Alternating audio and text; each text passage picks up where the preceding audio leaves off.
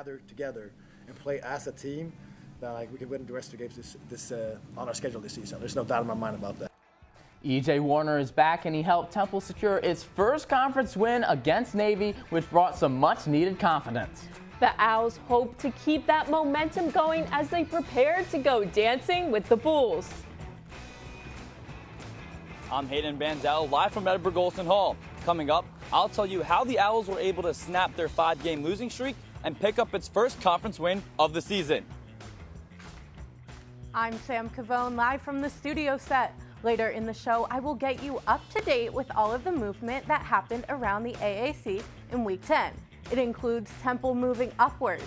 Inside the Nest is live, and it starts right now.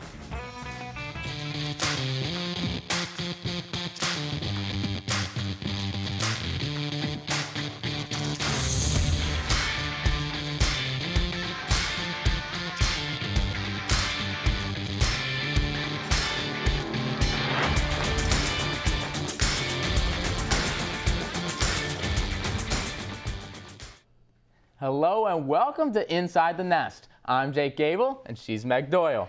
Do you feel that positivity in the air? EJ is back. The bye week was much needed, and now it gives us a chance to talk about Temple's first conference win of the season against Navy. Both teams were coming off their bye week, and the Owls came into this game against Navy as touchdown underdogs. First drive of the game, Hubbard gets the catch for the first down. A few plays later, E.J. Warner drops back and connects with tight end Jordan Smith for the 22-yard touchdown. Next drive, Warner finds Dante Wright in the middle of the field for 15 yards. This sets up a Camden Price 42-yard field goal, and that makes it his longest kick of the season to make it 10-0 Temple. Second quarter now, the Owls are again knocking on the door. Another tight end finds the end zone. This time it's David Martin Robinson with the 24-yard catch. Temple's defense shuts out the Navy offense in the first half and go into the locker room leading 17-0. The Owls with a 17-point lead over Navy coming out for the second half. Temple started off hot with Warner passing short to Ahmad Anderson, who then runs for 74 yards. Things get not so hot when Anderson fumbles that ball and Navy's 12 and is recovered by the midshipmen. Temple forces Navy with a 3-and-out, but that punt is then muffed by Anderson. Boy, did he hit a bad luck streak. Navy recovers the ball once again, which sets them up for a scoring opportunity. Xavier Arline passes for 24 yards, followed by a successful 2-point conversion, and we have ourselves a game. Then more turnovers. A Warner pass is intercepted for turnover number 3. It's just a 2-point game, but here's some insurance. A 13-yard pass to Jordan Smith. But Navy is not giving up. Arline passes deep 31 yards, which sets Navy up for a successful 45-yard field goal. Navy is now only trailing by 6. The Owls quickly respond with Zay Baines running 60 yards all the way to Navy's 15. This was a career game for Baines. This sets Warner up for his 4th touchdown pass of the game to Dante Wright and a successful 2-point conversion that secures Temple's first conference win 32-18. Let's break down the stats. It's safe to say that Warner bounced back from his concussion, completing 82% of his passes, 27 for 33. That includes 402 passing yards and 4 touchdown passes. Edward Sadie was the leader in the run game for the Owls with 38 yards. Baines had a career game with 7 receptions for 132 receiving yards. On the other side, Navy put up a good fight with 4th-string quarterback Xavier Arline's 124 passing yards and 97 rushing. Arline had 2 touchdowns of the day, 1 passing and 1 running. Brandon Chapman had 7 rushes for 22 yards. Eli Heidenreich led Navy in receptions with just 2 for 63 yards and 1 touchdown. It was the Owls' first conference win of the season. Last season, the Owls also won just 1 conference game. It happened almost exactly 1 year ago. Temple has not won back-to-back conference games since 2019, and they will need to not only win 2 in a row, but 4 in a row if they want to qualify for their first bowl game since, you guessed it, 2019. It all adds up to a day Temple has been waiting for since mid-September. I mean, yeah, I've been out for a little bit, so just trying to get back into rhythm, do a good job of scheming up some early passes, give me some confidence, but I mean, didn't really feel out of rhythm at all. Came back, felt just like the player I was before, so these guys just made plays for me and helped me feel more comfortable. Yeah, it's huge. Just a lot of guys stepping up, a lot of receivers who came prepared, and even tight ends as well. Just come and make sure they all know their job, and it's just my job to distribute it. It's harder when teams have a lot of different weapons they can use. Harder for a defense to defend. So we did a good job today. A lot of guys stepped up and made plays when we needed it. Yep, sure. No, I think we just we studied the looks very well. Like we knew what pressures they're going to bring. We knew the looks for the pressures. So kind of when we saw them, it wasn't anything hard. We just okay, here's the pressure. We know what we got to do. I think we had a good plan going into the game, and it just worked out very well. So just recognizing the different pressures. We knew they were going to blitz. We knew they were going to twist. Like we knew they weren't just going to straight up rush us. So kind of going into the game expecting that, pick it up. As you heard from both quarterback E.J. Warner and right tackle Victor Stofel, the bye week preparation really helped the Owls heading into this Navy matchup. I want to first start by acknowledging the star of the game, Warner, who we just heard from. Warner was ready to go after missing 3 weeks and finished the game with 402 passing yards. Warner continues to make program history with 4 career 400-yard passing games. On top of that, he ranks first in the AAC and 6th in the FBS with passing yards. Now, you talked about Temple's quarterback. I want to talk about Navy's quarterback, or the quarterbacks that were supposed to play. Ty Lavatai was supposed to get the start. He's their normal starter, but he was hurt. Their second-string quarterback, Blake Horvath, he was hurt as well. So Navy was left with the decision of Xavier Arline or Braxton Woodson. Obviously, Arline got the start, and to be fair, Navy has been doing that all season. 4 quarterbacks have played in at least 3 games so far, and Navy's system of a triple option offense is also very easy for quarterbacks to come in and replace each other if need be, unlike Temple's, where if you switch from E.J. Warner to Quincy Patterson, it's a lot bigger of a difference. Absolutely. And I mean, all things considered, Navy did play a pretty good game. They put up a good fight, but we have to talk about how Temple played a pretty clean game overall. I mean, it was the first time the Owls went without a penalty since 2016. Now that's impressive. I know. I mean, that's what, 7 years? I mean, we got to give credit to the Owls for that one also. On top of that, one player in particular who held the Temple defense together, Jordan McGee. He had a career games, 4.5 tackles for loss for the Owls. It is the 4th most ever in Temple history since Quincy Roche. He had 6 tackles for loss in 2019. And I mean, he's just been a player who's been playing consistently well the majority of the season. And McGee wasn't the only one playing well on that defense. The whole defense had a great game. I mean, this was the lowest rushing yards that Temple's allowed in a game since week 3 in their last win against Norfolk State. They did this against Navy, though, who loves to run the ball. They're top 20 in the entire country, in rushing yards per game. They came into this game averaging more than 200 rushing yards a game. They held them to under 150 yards on the ground. That's really impressive. It absolutely was, and it was an impressive game for the Owls overall. As with all our home games, we had our crew at the link, including ITN's own Hayden Bandel. He is now live at Edberg Olsen to dive a bit deeper into all that went right and one part of the game where the Owls still have some work to do. Hey, Hayden. Hey, Meg. The Cherry and White had lost to Navy each of the last 3 seasons. This year, they were able to solve the Midshipmen and pick up their first conference win of the season thanks to a bye week and the return of one sophomore quarterback. It was nearly 1 year to the day since Temple picked up its last conference win. And that's the end of the contest.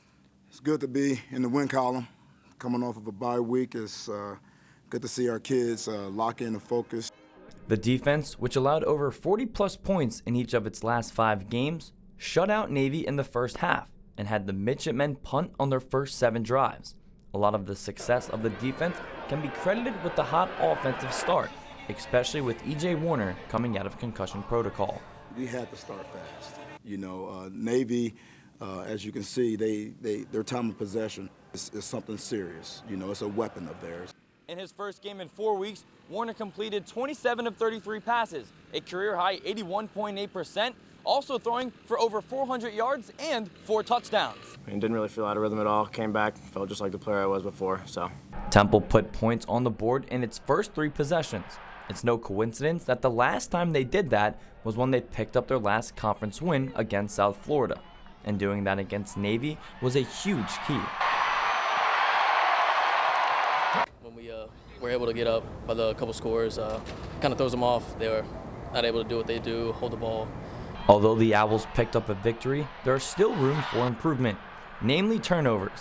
The Owls gave up the ball 4 times compared to Navy not turning the ball over even once. We weren't perfect by any means, got to find a way to eliminate the turnovers. But a win is a win, and following a winless October, the Owls will take it any way they can get it.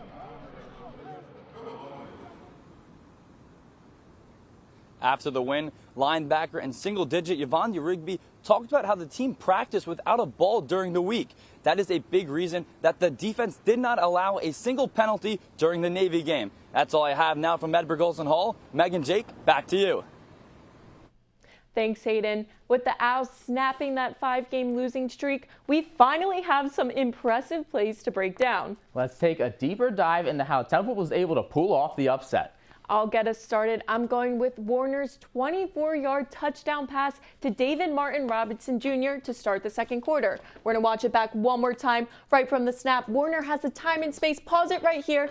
Warner had all the time. Credit to the O-line for giving him that time and space to be able to make this throw. And you see David Martin Robinson, he was in perfect position to make that catch and go ahead and play it.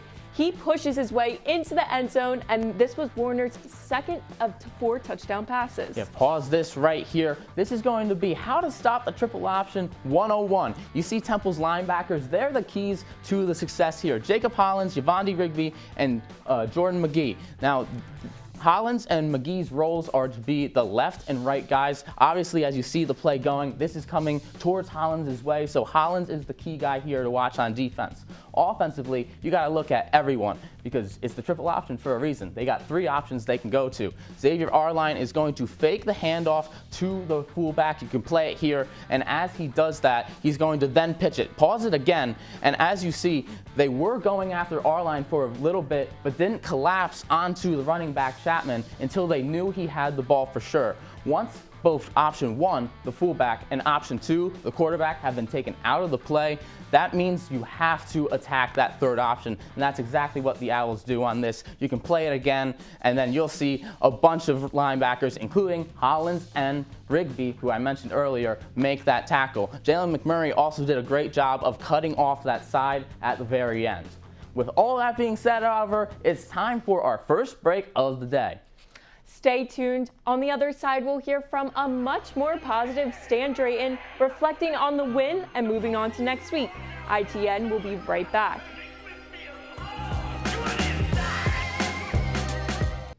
Welcome back. Every week, head coach Stan Drayton faces questions on his team's performance. After snapping a 5-game losing streak, the questions, or at least the answers, were finally positive. You might think Drayton would talk about his offense and his quarterback first, but he really wanted to talk about the defense, especially Jordan McGee, in part 1 of his weekly presser. Jordan McGee was hell on wheels out there. I mean, 11 tackles, 8 solos, 4 TFLs and a sack.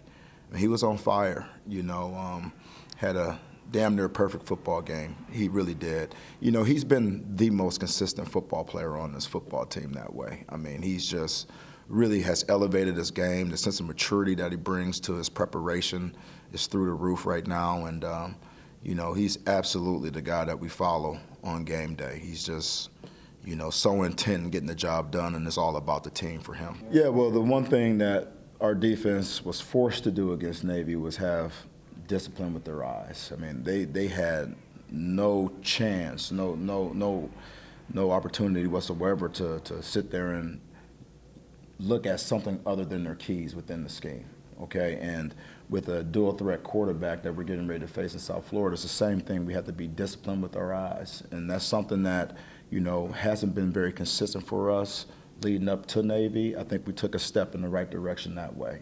Guys trusting what they see and triggering on the football. And in that respect, it just can't be Jordan's eyes. Like you said, I can't give you the game plan, but it's going to have to be, depending on formation, we're going to have somebody accounting for that quarterback every play. We have to play sound football, first of all, right? We got to make sure we put the right foot in the ground at the right time. We can't false step against all the movement we're going to see. We're gonna do what we do best. We're gonna play into our strengths against South Florida. To sit there and say that there are any favorable matchups, they're moving around so much that it's hard to really sit there and narrow in on one guy on that defense and say that, hey, that's going to be the matchup that we're going to be able to create all game long. That's just not a reality, But we're going to do what we do best. And what the Owls do best is throw the football. E.J. Warner has been fantastic in his past 2 games. He's thrown for just under 900 yards and 9 touchdowns in the past 2 games he's been healthy and played in. Not only that, but he was also completing at least 70% of his passes in the past 2 weeks. So he's been playing at a very high level. Not only has E.J. been playing well, but last game, like Stan mentioned, he was very high on Jordan McGee and his performance. He had a great game, and the linebackers as a whole played really well against that Navy offense. I mean, there's no doubt that Temple had a pretty incredible performance against Navy. Now, moving forward, looking to USF, Stan talked a little bit about their dual threat quarterback. That is going to present a big challenge for the Owls. He said that the defense, they need to have discipline with their eyes. They have to be locked in from the start to be able to survey the field, see what's going on, and make sure they don't miss any assignments. That's really going to be the biggest problem for the defense, and they can't just rely on Jordan McGee. Like he said, the entire defense needs to be locked in from the start, and hopefully, again, they can build off of this momentum from their last win and be able to lock in for this game. Yeah, it's going to have to be a full team effort, but let's get to more from Drayton. This time around, he does talk at length about his quarterback, along with the challenges the Owls will face this coming weekend against South Florida. Yeah, he's just that's our EJ. He's a very good study. He kind of knew where there were going to be some holes, and we had a really good week of practice, and we got things timed up in the throw game. I thought our tight ends played very well, and that was something that was executed well in practice. So one thing about most teams, I'm sure, but I know about this team is when we practice well and EJ's on time in practice, you can almost anticipate that happening in the game. And so he gave us a good sense of that in our week of preparation leading up into that game. And, so we were happy to see it come to real life. It's the next game on the schedule, and, we're trying to gain momentum here late in the end of the season. And it just so happens to be on the road. And, we need to have the mindset, no matter where the game is played, that, we believe that we can win a football game, so it's huge.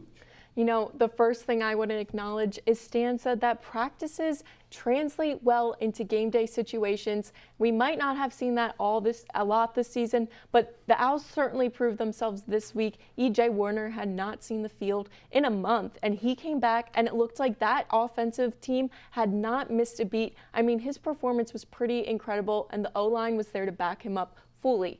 Now, looking forward to this USF game. It is a road game, and if we know road games with the Owls, they have not won a conference road game since 2019. I mean, that's not a great stat, for sure. It is a little scary to think about, but Stan said that their mindset going into this road game cannot change, and it shouldn't change. It should not matter where they play, because they're just playing football. It doesn't matter where. Yeah, that was my biggest takeaway as well, and I'm curious to see how much the opposing atmospheres have an effect on the Owls when they do play on the road, because let's face it, the attendance numbers in Philadelphia at the Link haven't been the best. Let's take in homecoming, for example. It was their lowest homecoming attendance number since 2009. And it sounds like they just aren't as comfortable when going on the road, and they seem to be losing focus. You mentioned looking at the palm trees and everything. They just got to lock in and make sure that, hey, it's a football field no matter what. Hopefully this doesn't present a challenge for the Owls. But with Navy behind us, coming up, we will be previewing Temple's next matchup against USF. There will be lots to talk about. Don't go anywhere. ITN will be back in just 90 seconds.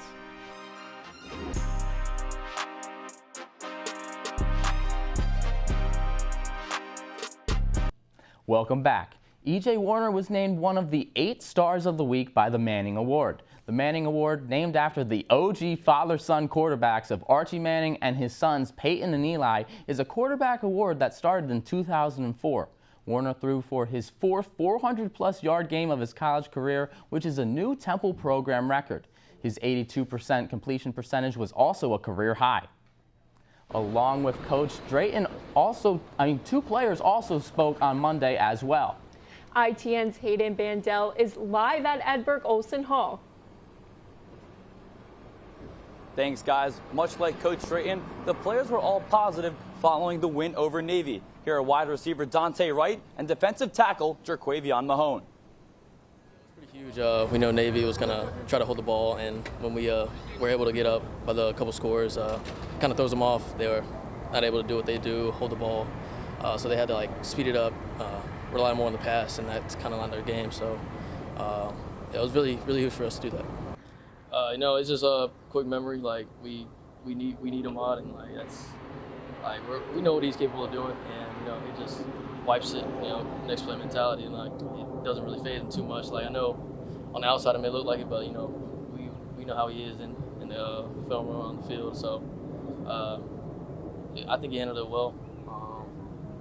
Obviously, we don't want that to happen, but we need him. We had a very good game plan for their offensive line that our coach wanted us to stick by, and I think that we played by the rules and we stayed to part and we just executed. Wright also talked about what it was like for the receiving corps to be at full strength for the first time all season, and also talked about how much depth that unit really has, especially when E.J. Warner is throwing them the football. Let's also not forget about Zay Baines. He had 132 receiving yards on 7 catches. Both of those are career highs. It also marked the 3rd time this season that the Owls had a receiver have over 100-plus yards. It was Baines who did it. Also, Ahmad Anderson Jr. against Miami and John Adams against UTSA. It really shows how much depth they have with that core. Then, Wright also talked about what it's going to be like for him returning to his home state of Florida.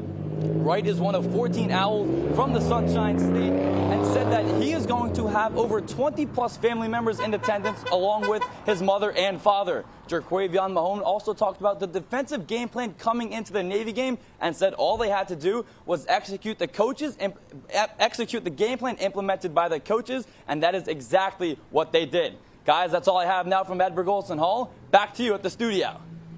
Thanks, Hayden. Way to stay strong out there on the road. It's now time to roll that tape on USF.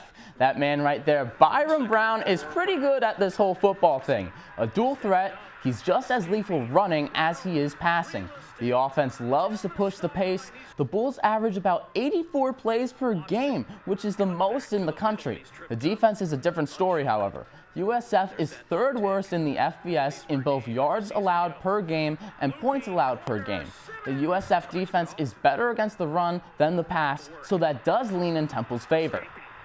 A very high-scoring game for this USF-Memphis matchup. Let's take a look at the stats. Brown threw 31 for 39 and a total of 357 yards. That includes 5 touchdown passes for Brown, which ties a 21-year-old program record set in 2002. Michael Dukes had 5 rushing attempts for 40 yards. Sean Atkins led in receptions big time with 9 for 89 yards and 1 touchdown. On the flip side, Memphis had an impressive homecoming win with quarterback Seth Hennigan throwing for 349 yards and 4 touchdowns. Blake Weston had 64 rushing yards, including 1 touchdown. Brock Taylor had 5 receptions for 159 yards and 2 touchdowns. I mean, when you throw for 5 touchdowns over 350 yards and run for 100 yards as well, you deserve to be talked about first. So I'm going to talk about Byron Brown, USF's quarterback. He's going to be a problem for the Owls. He's putting up video game numbers. He's a dual threat, which has given Temple a very big problem in the past. Temple hasn't been able to stop dual threat quarterbacks. He also leads an offense averaging over 30 points per game. They have scored at least 5 touchdowns in 6 of their 9 games so far. I mean, it's no secret that he is going to pose a big threat for Temple, but I want to switch and talk about USF's defense a little bit. I mean, on average, they're giving up 37 points per game, which is pretty even to Temple, who's giving up about 36 points per game. So I think, again, it's going to come down to which defense can perform better. I mean, it's no secret.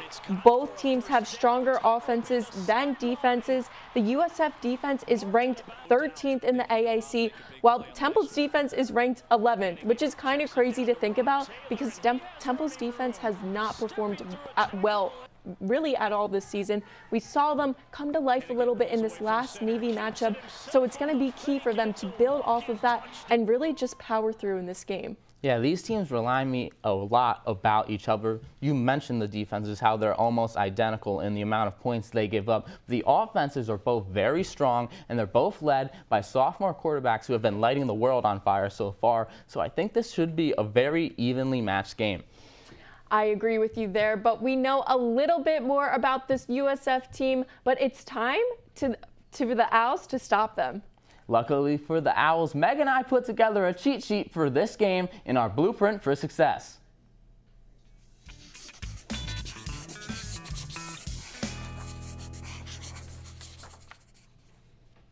Tool 1, spread the love. Temple is the only team in the AAC with 4 different players who have at least one game with over 100 receiving yards. Against a poor Bulls defense, don't make it any easier for them by only throwing to one guy. Keep them guessing and get everyone involved. Tool 2, force 3rd and 4th downs. In other words, force South Florida into short yardage plays. Don't let them beat you on big plays. USF is 10th in the conference on 3rd downs and 12th in the conference converting on 4th downs. Allowing 3 or 4 yards on the early downs is okay as long as you can get them into 3rd and medium or 3rd and long. Tool number 3, spy on Byrum Brown. He is a true dual threat quarterback who is very unpredictable. Temple defense needs to assign a spy to track Brown and limit his run yardage. Defense must pressure him to make throws from a position of distress. He is not immune from turning the ball over, so pressure will be key. The final tool for today, Temple needs to focus on a short pass game. The USF defense is not the strongest and appears to be slower in recognizing plays with a lot of moving parts. Short passes with lots of movement and fakes is the best way for the Owls to gain yardage to get those first downs. Let Warner do his thing. As we do every week, we talk to an insider who covers Temple's opponent. This week's sideline reporter and senior writer for USF, Joey Johnson, joined us to talk some Bulls football. Johnson discussed the team's star quarterback Byrum Brown and its new head coach Alex Golesh on this week's edition of Behind Enemy Lines. The previous stop to USF was at Tennessee. He was the offensive coordinator and very good offense. They set records for points and yardage last year, had a very good season, which made him a very sought-after commodity. Had he not come to USF, he certainly would have gone somewhere. But USF hired him as their head coach, and he has come in and made a pretty big impact his first year. What's he like on the field? He likes to play fast. He likes to score points. One thing you'll notice with USF is they don't waste any time. They get right to it and they go fast. So it's one of the fastest offenses in America. They have the most, they usually have the most plays. USF's offense is ranked 4th in the AAC. What would you say their biggest strength is? Well, certainly the biggest strength on offense is their quarterback, Byrum Brown, who did not play at Temple last year. He was a true freshman. And at that time, there really wasn't a plan to play him. He played in the last 3 games of the season, started the last 2 because of injuries. He's dynamic. He's a great personality. He's a great kid and a real leader at age 19. And he is certainly the best player on USF's roster, where your eyes are going to go first when you watch this team. he does have some weapons, great receivers, of course, and some running backs, but he's also capable of running the ball himself. So long and short of it is, if you want to stop USF's offense, you have to find a way to stop Byron Brown, the quarterback. It's really that simple. Every week we give our predictions for the game and final score. So we want to know what your prediction is for this one. I do think USF's offense will move against the Temple defense. So I'm gonna call it a USF victory because of the home field, and I'm gonna call it 47-44, and a wild game with not many punts and a lot of touchdowns. No one saw the Owls walking out of the link with a win last week. So just like Navy, we all took L's in the studio. I'd like to give a special rest in peace to my undefeated streak. Dating back to last year, I had predicted 20 consecutive games correct on ITN. With everyone having at least one loss this year, it's anyone's game to take the prediction crown at the season's end. As I wipe the tears away, I guess life moves on, and I'll get into this week's prediction. Temple proved me wrong last week, but I don't see that happening again. I have the Bulls winning 38-28. The matchup against USF is pretty even. The Bulls have a slightly weaker defense, but a better offense. The real factor here for me is the home field advantage. Temple has lost 12 straight road games, giving up at least 35 points in all of their road games this season. Until that defense proves it can perform well outside of Philadelphia, I just can't trust them. Sam, what are you thinking? Thanks, Jake. This was a hard one for me to pick, I won't lie, but this week I have USF defeating Temple 38-30. Now, if this was a home game, I would have picked Temple, but you mentioned their road losing streak.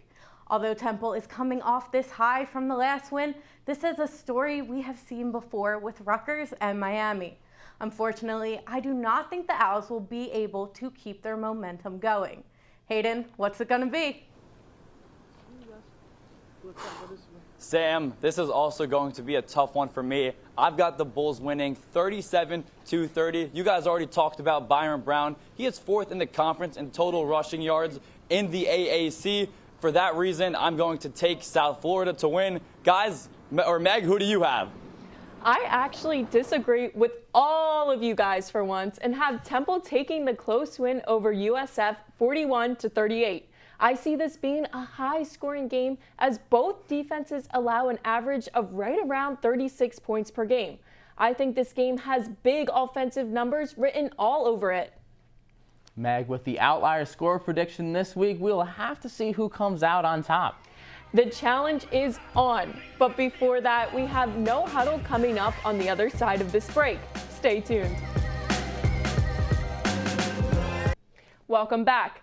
We gave Temple our tools for success. Score predictions are in, which means it's time for the fan favorite segment. 3 questions, 2 minutes. It's time to go No Huddle. Now, question 1. Does Temple's win against Navy hold that much weight?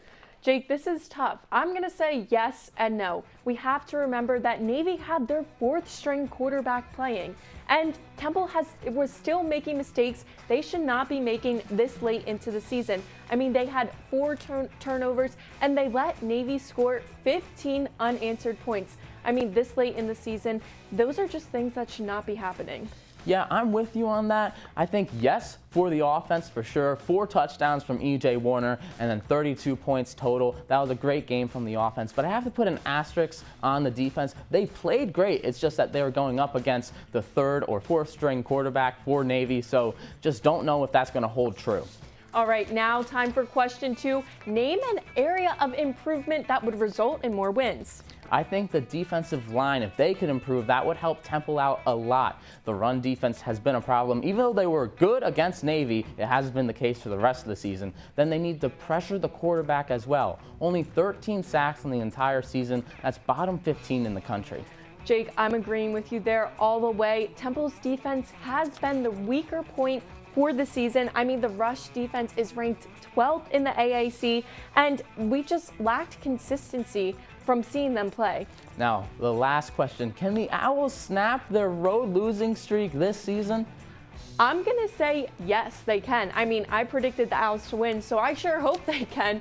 I mean, what makes this game a little different is that there's a lot of Temple players who are from Florida. They have family coming to this game. I mean, Dante Wright said he has about 20 family members coming to watch him, and you just play better when your family's there cheering you on in the stands. I don't think it's going to happen this season. There just hasn't been enough trust in that defense for me. They've given up at least 35 points a game in all of their road games, and they've lost all their games by at least 20 points, and they were all supposed to be close games. That being said, it's time for our final break of the day. On the other side, Sam Cavone will walk us through a high-scoring week in the American. Stick around inside the nest. We'll be right back. Welcome back. It has been an exciting day to talk about Temple football, but we can't forget about the rest of the conference. That's right. Beat reporter Sam Cavone is live on set and ready to give us the weekly AAC update. Hey, Sam. Hey guys, there was a ton of movement happening throughout the conference this week. Tulane, SMU, and UTSA are not backing down from their undefeated streaks. All three teams sit at 5-0 with 4 weeks left in the season. ECU continues to stare up at the rest of the pack as they sit in dead last place, going 0-5 in conference play. This compares to their 4-4 record from last season. Although ECU came close to knocking Tulane off its pedestal in a 3-point game. Tulane trailed by 10 points until the second quarter when the Green Wave tied it up and then took the 3-point lead and victory. Rice, who currently stands at a 2-3, came extremely close to pulling one over on SMU. The final score of this game ended up being 36-31. Charlotte handed Tulsa its 4th conference loss, defeating the Golden Hurricane 33-26 in an overtime thriller. This marks the 49ers' second consecutive win on the road. There were many high-scoring games this weekend, and the game that I am shining the spotlight on this week is the FAU Owls versus the UAB Blazers. This game saw 80-plus points between the two teams. Hey, Sam, welcome to the desk. Tell us more about this standout game. So this was not expected to be a close game. It was expected to be a close game, but no one expected it to be this close or this high scoring, especially since FAU trailed until the 4th quarter when they finally took the 7-point lead. UAB quickly took back its lead, answering the Owls' touchdown with a touchdown and field goal of their own to seal the victory 45-42. At the end of the day, it was just a game of yards as the Blazers had a total of 614 with 500 coming in the air, while the Owls put up 484 total yards. Sam, there's a lot of high-scoring games last week in the American. Do you think that was more good offense or bad defense? Honestly, I think it comes down to both. The Memphis and South Florida game is a really great example of this. On paper, this matchup was even and comparable. The Bulls only gained 3 more total yards than the Tigers, but they still lost by 9 points. Both of the defenses struggled as well, which is a huge part of why this was such a high-scoring game. And we know that preventing touchdowns is just as important as scoring them. And these teams were barely able to do that, and we all saw how that turned out. Sam, that's all the time we have for you today, but thank you so much for joining us on the desk. Thanks for having me. That being said, we're done for the day, but make sure to tune in on our social at Owl Sports Update. From our show producers, Chloe Gessing and Jacob Smedley, and all of us, thank you so much for tuning in today. We will be live next Tuesday at noon on TUTV.